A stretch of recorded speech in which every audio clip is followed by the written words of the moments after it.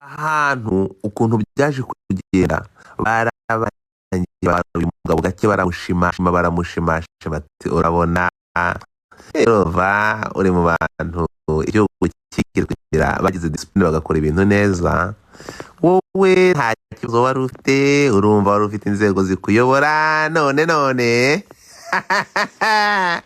upfa urugoryi barutera igipindi rwikatira itike rwurira indege n'i Kigali ngo pa ruva muri Canada rusubira i Kigali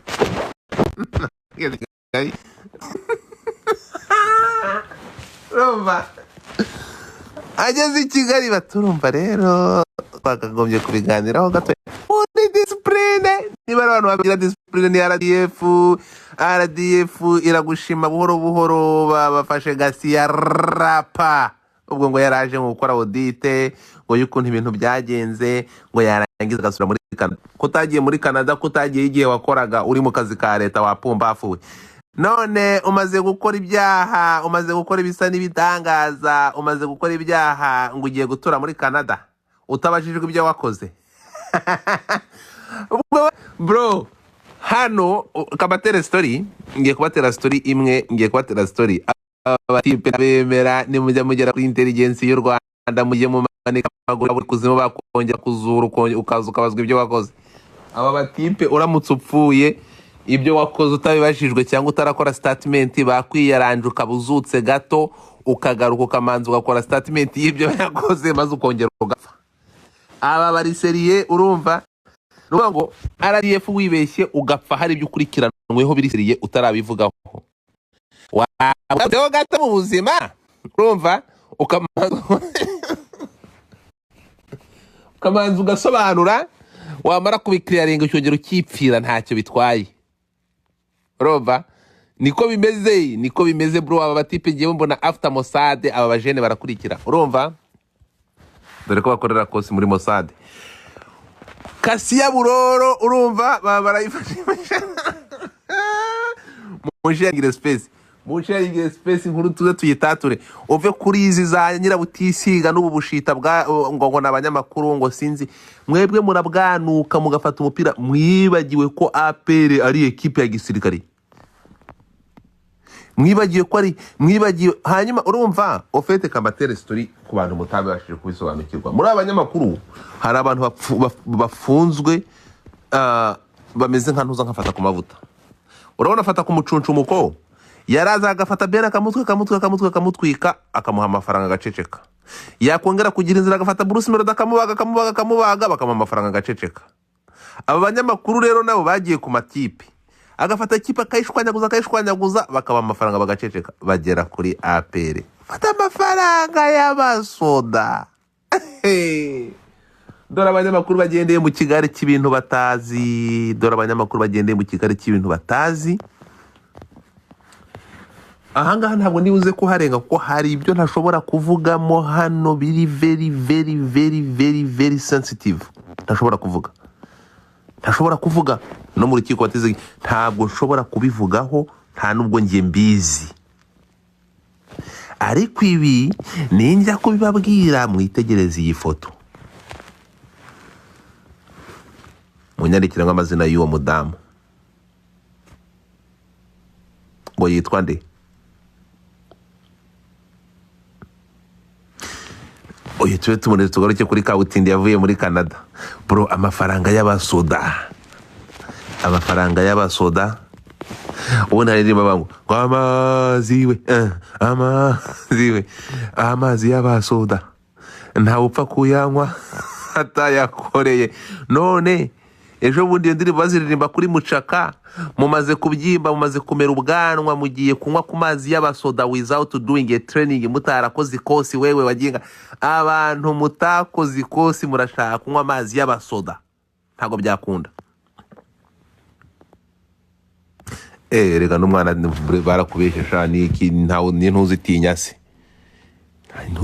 se. So ahangaha ndashaka ngo tugendane gatoya neza cyane, reka tumaze tugaruke kuri operasiyo iyi ngiyi y'uyu mujene warabaze guhungira muri Canada. Iyi ngiyi ngiye kuyita operasiyo Rudi Nyumbani, urumva uyu mujinga bamukozeho icyo bita operation rudi nyumbani. Abayahudi bagiye kuvana umunazi wari waramaze abantu bajya kumuvana muri Brazil. Papa yarahungiye, yarahinduye identite n'ibindi pole baragenda. Buriya iperereza ryiza riragenda bagashyira nk'abacuruzi, abandi bagashaka abapasiteri n'abashehe, umuntu akemera kuba shehe. Haje umwana avuga ati ni shift, uyu muntu agomba kugaruka mu Rwanda avuye muri Canada, akabanza akaryozwa ibyo yakoze, akabanza agasobanura ibyo yakoze, akazabona kujya muri Canada nta kibazo nyuma. Urumva ugomba kuza urigariga uri umuntu u Rwanda rwagiye rwigeze, watanze umusanzu ugakora serivisi nziza, ngaho manuka. Urabona buhoro buhoro, ubundi abantu biperereza aza nk'imbeba. Urabona ko kundi imbeba irya mu kirenge cy'umuntu ikajya irya yakuvunyeganyirira akarenge gahuhaho. Nakanyumva ubundi maneko beza bakwereka ko ibintu byose biri smooth, bimeze nka juice ivanze, imbuto ziryohereye. Urumva buhoro buhoro umutipe baramuteka, aragenda ajya ku kibuga cy'indege, afata Air Canada. Aravuga ati ariko Air Canada ntabwo naba ndi proud kandi ngiye gushaka Rwandair. Umujene aragenda yiyuriza indege ni Kigali ngopa. Urumva umwana aravuga ati ubu tuvugana nkagufata nkakujyana. Ariko genda Rwanda urakasa mutwe. Ati nkagufata, urabona bro neza cyane mu nseko nziza. Ati rega buriya ibintu wabikoraga neza, ni wowe wanjye wakwigira mu modoka nkamanza kujya kugorera kamwe. Bro umutipe yagiye ibazi. Ako muri kumva buriya abantu bazi ko intambara ari y'amasasu gusa. Uyu mutipe akigera muri Canada yabwiye abantu avuga ati ndabacitse bo gahambirwa, ndabacitse singiye mu gihome, ndabacitse. Ariko urumva yarahunze. Abandi baravuga ati pole ibi bintu bimaze igihe kirekire, ntimubibone nonaha. Bimaze igihe kirekire. Iyo foto ya Georgine ndagarukanye shiro mu kanya. Georgine, ibya Georgine mwe mubiretse. Erega na Georgine barasinda ntimutekereza ko ndimuvugeho cyane, kuko kuvuga kuri Georgine byasanga nirashe mu kirenge. Uyu mujene, uyu nguyu wari umuyobozi, uyu nguyu wari ntuza, wari ushinzwe nani umutungo wa ntuza wa apana umubitsi. Georgine yari umubitsi. Uyu mugabo wari ushinzwe amafaranga ya APR yahungiye muri Canada. Yamaze kuba bibaravuga ati bingibe ntabwo nzabicika. Bro ntumbaza ukuntu yagize gutya arakatakata muri Canada ajya muri Saskatchewan, iyo hejuru ku mpera y'isi. Abatipe baravuga ati aha, abasirikari, abantu bize igipisi, baravuga ati abantu bize PC. Ubwo ni abapisi ni babita gute? Ni G5 harya buriya we muze kunyibutsa abantu mwabaye abasoda. Ni G5 hanyuma babwira G2 bati twende kazi sasa. Bro bafashe umushenzi muri Canada, baragenda bamuhuha munsi y'ikirenge, baramuryoshya, bamuha ibikombe by'umuntu witwaye neza muri ekipe ya APR, bamuha udushimwe tw'umuntu witwaye neza utaragize ikibazo, imidari barayimwoherereza, bamubwira ko ari intangarugero, bamubwira ko agomba kuzahabwa n'igihembo cy'imyitwarire myiza, bamurigata mu karenge. Urugoryi ruragenda rasama. Kandi mu minsi mike nibwo rwandikaga message rugate ndabacitse bo gahamba, ndabacitse. Bararwoshya barutwara gato. Bro rwikatishiriza itike y'indege, urugoryi rusubira i Kigali. Mutipe amwe ati urumva kame murabona n'udukosa twabayeho, none se wowe ko wari ufite abayobozi, amakosa regana y'umuyobozi yari abayobozi, ariko nabyo ntabwo ari big deal. Urumva abayobozi uzakore nubona kanya, ahubwo uzagaruka ukore audit kugira ngo ugaragare nk'intangarugero mu bantu batanze serivisi nziza muri APR. Bro urugoryi rurasama, rwurira indege, rwikatishiriza amatike ni Kigali ngopa. Ageze i Kigali bamutwaye mu kigo cy'igabiro baravuga ati kora mucaka bamurimbisha ya ndirimbo ngo amazi y'abasoda upfa kuyanywa atayakoreye bavuruze kasiya kubitigite baravuga ati wa muginga wowe ninda kuye ko ushobora kurya amazi ushobora kunywa ku mazi y'abasoda utarikiza ukora mucaka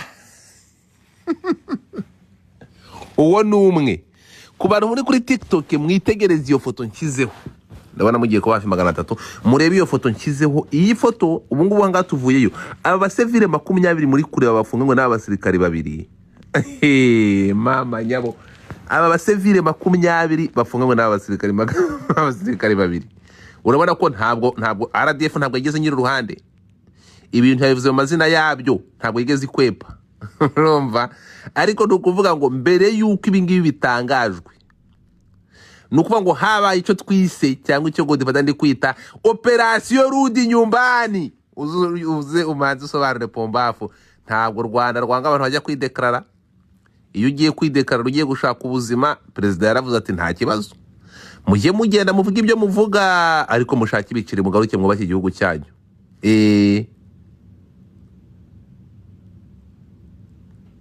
Rikare ubu ngubu bari kumuviringita bro mabusu z'abasirikari zitandukanye na ziraza abasivile babyuka busubuye bakuvuruga urumva barakuviringita ku buryo ibikoba bikuvamo nguke Rikare bya bindi yigiraga ngo ni umutasi ubu ngubu bari kumutata urumva bari kubavuruga uvuga ngo ntabwo prizo ya gisirikare ntabwo ari bya ngo urabona ngo urumva ngo asubuye ngo ndashaka kujya kunyara reka gisirikare kikuvuze barakudiha baraguku bro barimo n'igiti kuna michezo urumva ahangaha rero story ukuntu iteye ngiye no goma ndi kubashyiramo indyoshya birayi ariko hari amakuru nashobora kubabwira ku buryo nk'ubungu murebe iyi foto niba mubyibuka ejo bundi bakimara gufunga umutasi muri bukaba bakimara gufunga umutasi Rikare bakimara kumufunga na ba Rugaju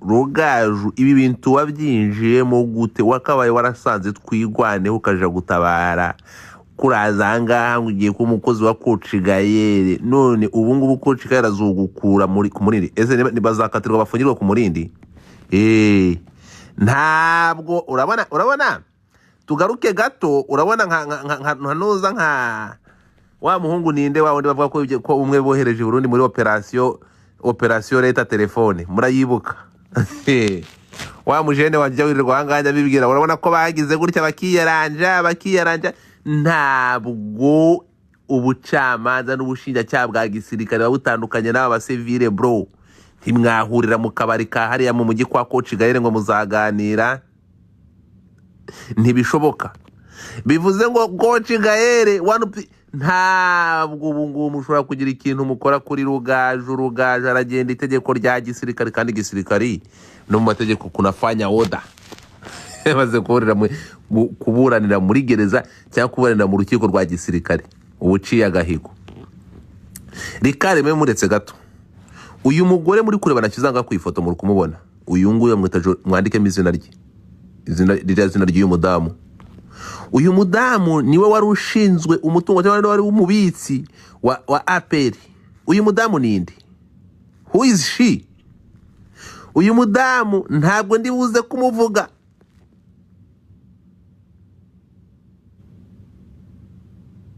kombe bari kurya umucere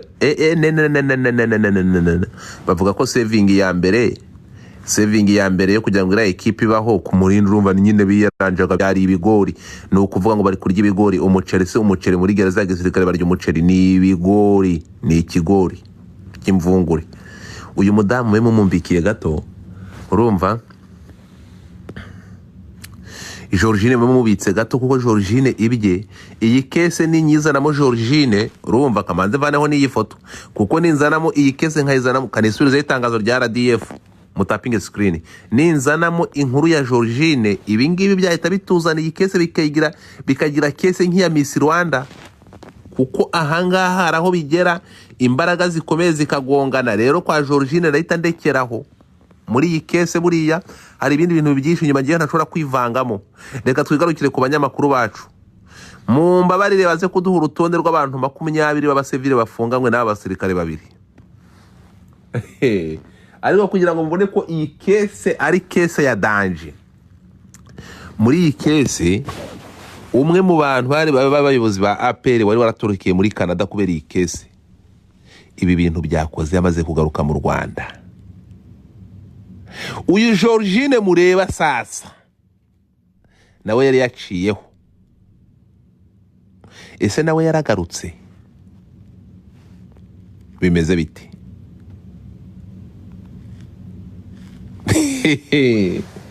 Georgine ntabwo muri abantu 20 nkeneye kumenya Georgine nawe yarafunzwe, kuko mfite amakuru yo mu buryo bubiri ko Georgine yamaze gutoroka adahari, nawe yaciyeho. Abandi bati Godfather kada, Georgine nawe arafunzwe. Georgine rero impamvu ntari buze kumuvugaho byinshi, hari impamvu irenze imwe.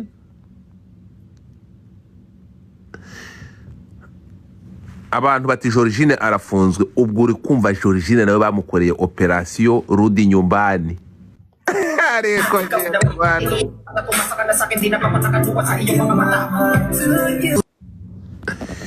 nukuvuga ngo Georgine nawe ari muri operasiyo rudi nyumbani, kuko amakuru mfite Georgine nawe ari kwa mesepa. Georgine yari yaciyeho. Umuntu aranditse ngo ubundi kesi irimo abantu 41.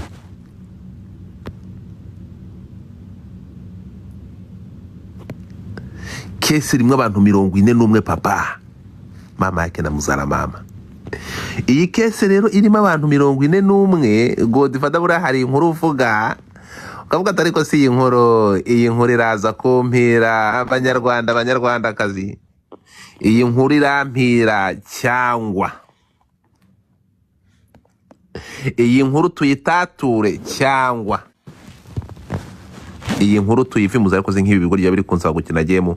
Iyi nkuru tuyivimuza. So iyi nkuru rero nkuko muri kubyumvira mu rukiko, ari byo ntari buze kuvuga nona. Gusa mumenye ko umwe mu bayobozi bari baratorotse ba APR barageze muri Canada, kugira ngo mwumve uburemere bw'iyi nkuru. Bafashe Kasia Buroro yaje kwisanga ari mu Rwanda. Hari kese nababwiye y'umuntu w'umuhanzi ukomeye, ariko ibinyamakuru byacu naho ngaho nabona abasama. Urumva, ntabwo nkeneye abantu bavuga, sinkeneye abantu muvuga, sinkeneye abantu muvugira kuri space, kuko ngiye na control amagambo. Sinkeneye abantu muza guhurutura ibigambo. Muretse gato, mugende gake. So tugende gato rero nandi kwasobanurira. Hari kese nababwiye y'umuhanzi. Uyu muhanzi yafashe timu irimo, ngiye kubaha tipu gato. Uyu mujene ninde muzi umukobwa umuntu wagiye muri Miss Rwanda wakoze ubukwe ejo bundi, ngo mureta mu mumenya. Uyu mukobwa mwiza cyane wabaye icyamamare, wavuzwe kenshi. Uyu mukobwa yagize cyaravuga ati ariko rero urabona kwererwa muri Kigali dutense ya kwidumbaguza muhazi tukajya Rubavu kandi hari amashuza menshi, mureke tujye Mombasa ku nyanja y'umukara. Bura Mombasa ifite amazi, bakira amato menshi avuye hanze y'umugabane. Nuko baragenda bafata timu, harimo ba manager bamwe n'abahanzi bamwe, baragenda bagera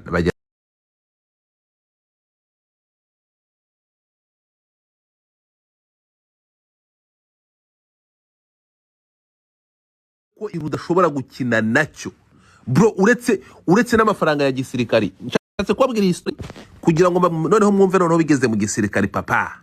Mutapinge screen muri TikTok bigeze ku gisirikari. This is something else. Reka tugaruke ku basivile. Governor wa Mombasa aravuga unajua, none akaba umutipe w'umuhanzi yigira umuyuwayi kuko we avuga igiswahili.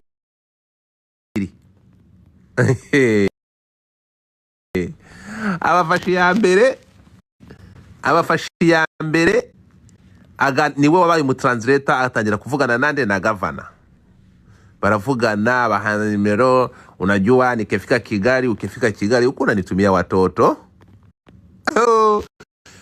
Yaherezaga governor yari former cyangwa yari ex governor, ntabwo arakiri governor, n'utipe igeze kwahogana Mombasa. Ubwo abafashe nimero y'uwo iyo uwo muhanzi atangiye kujyamuha amafaranga, icyo gavana yakoraga we yajyaga ku ma Instagram, papa umwana abonye, urabona abana b'abanyarwandakazi ku ma Instagram ni akasamutwe, urwana abonye babona uri nimwe wirongoje Henikeni yababona akavuga ati uyu namutaka. Umuhanzi ntabwo yari akiririmba, akabakoze ikintu bita transfer, yaramushakiye iyo bita ngo M-Pesa. M-Pesa ni jinsi ya kutuma pesa Kenya huko umva. Umuhanzi aryoherwa n'amafaranga ya gavana bro. We icyo yakoraga yahise yunduka umukomisiyoneri, abana buriza indege koko, ibiceri bikisuka, wakunze rararara. Noneho aba bajene abanyarwandakazi, umwana w'umukobwa ubyuka mu gitondo akaza kaka pasiporo agahita yurira indege imwerekeza Mombasa. Abana bajya Mombasa bajya gukora iki Mombasa?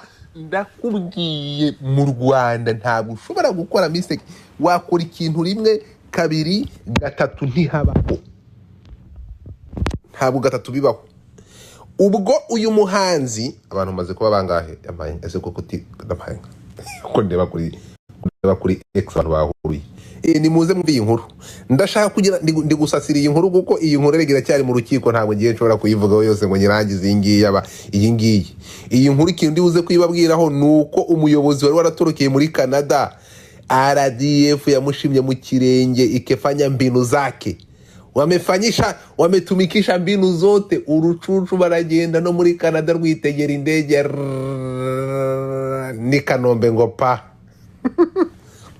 hararubeje ngo niruze rukorewe edite ngo ni rwo runtu rwa mbere ngo rwakoze neza cyane, rwatanze service nziza, ngo niwe muyobozi APR muzima yigeze kugira.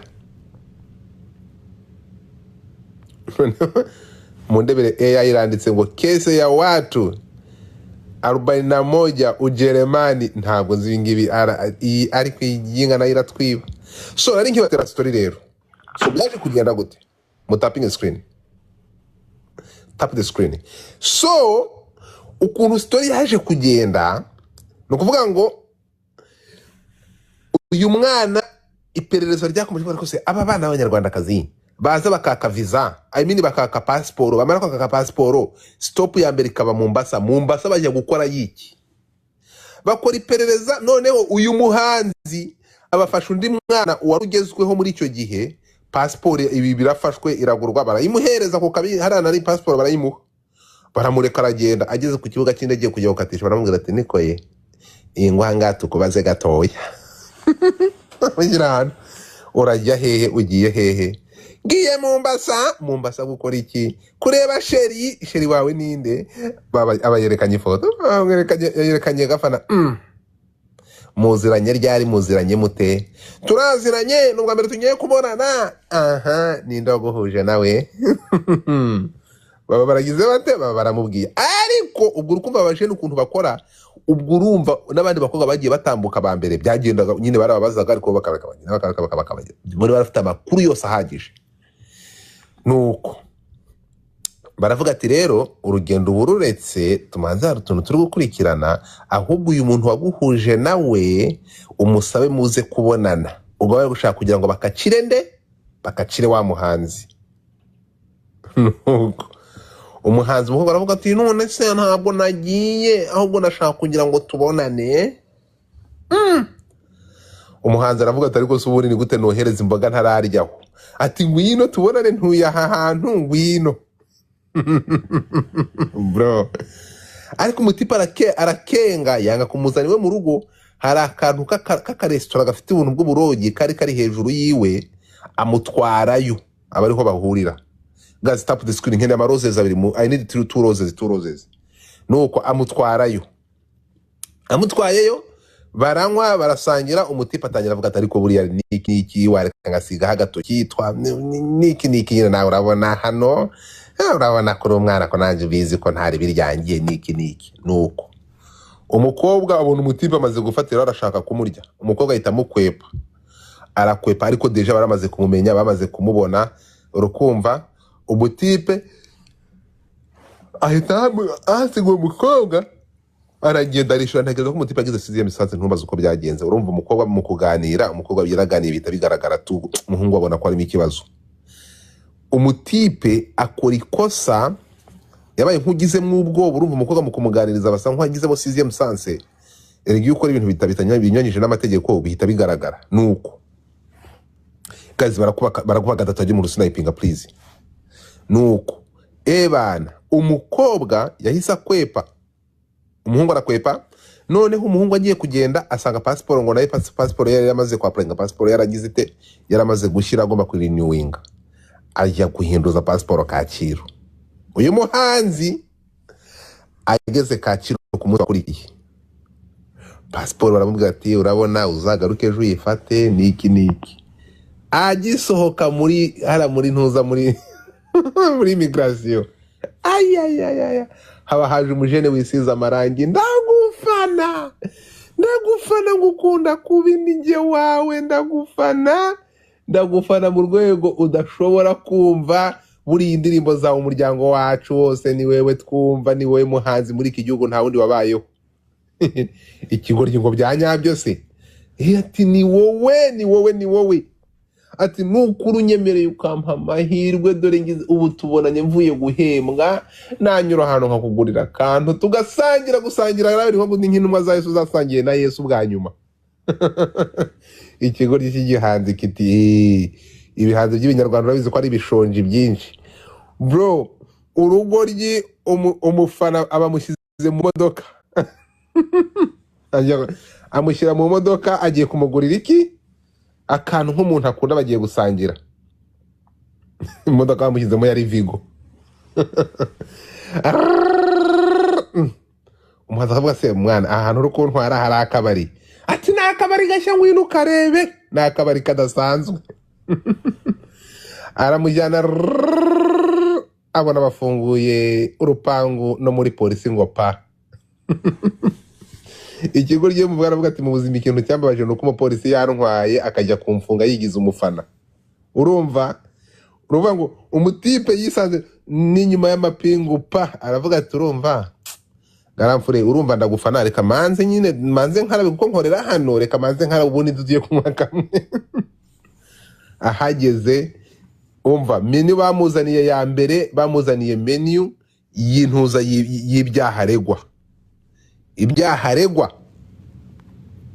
Umuhanzi yamazemo ibyumweru birafunzwe, imiryango iraterana, abanyamategeko baraza baravuga uko byagenda kose uyu ni umuntu nurabona ntabwo yatoroka, none turasaba ko yaburana ari hanze. Bati nta kibazo, ntabwo birukanze ibintu, bati nta kibazo, bati nta ribi. Umuhanzi baramureka aburana ari hanze, aridegembya. Urumva urubanza rurakurikiranwa, barakurikiranwa basanga ahamwa n'ibyaha. Ebana urukiko rukubita inyundo umuhanzi bamukatira imyaka 25 pa.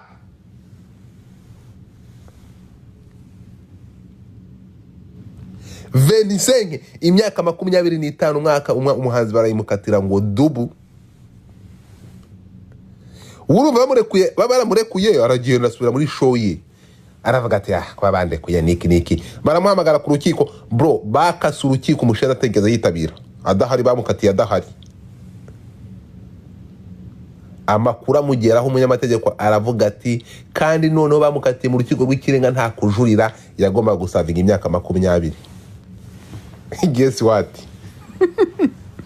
Rwo byabindi urumva abantu baje bakira n'ubutabera bro. Nukuvuga ngo akoza yamaze, nuvuga ngo umujene baravuze ati ibintu biri seriye, barakuziritse, baragufunze, birarangiye. Guess what? Umutipe ngo yagize urugendo nk'urw'intuma Paulo. Urumva umusenzi yatorotse igihugu, yavuye i Kigali n'amaguru no mu gihugu cy'abaturanyi ngo pa. Ubu dufite umuhanzi nyarwanda wakatiwe imyaka 25 watorotse ubutabera.